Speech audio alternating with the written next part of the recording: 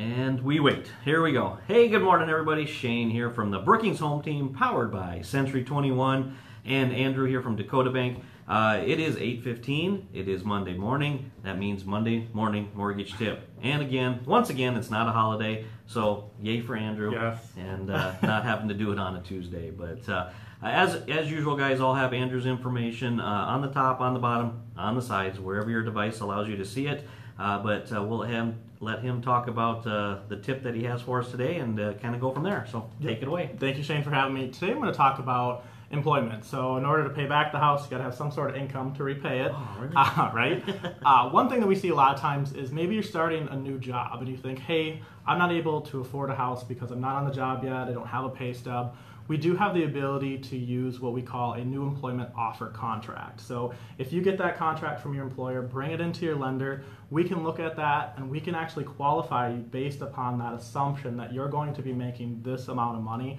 We work with your HR department, make sure you've met all the criteria for that new contract, and then we actually can close on your loan before you even start on that new employment. So really makes a difference, because if you're moving to Brookings and say, hey, I can't buy a house and I'm going to rent 6 months to a year, think of rate volatility, what house prices are going to go up. So really work with your realtor, Shane, work with your lender, and we can kind of talk through that. Yeah, like you said, there are some back-end stuff that they kind of have to watch, so it's always a good idea to give Andrew a call, talk with him, and kind of see what falls into place for you there.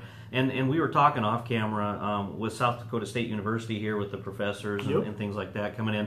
That's a good opportunity for them to jump into a home, because their contract doesn't start until August or September or something like that. So you still have an opportunity to purchase a house, if you're just moving into the state. And of course, the Grants for Grads program still available there for those graduates from SDSU and other accredited colleges too. But you just graduate and don't have a job, or you're working on getting a job, that Grants for Grads program is a good one too. So that is the Monday morning mortgage tip. Like I said, if you have a question for myself or for Andrew, please let us know. Message us in the comments here. Reach out to Andrew. I'll have all of his information on the post. And please feel free to share this video to anybody else you think would be interested in listening to it. So that does it for this week's Monday morning mortgage tip. We'll be back next week. Arts in the Park this weekend.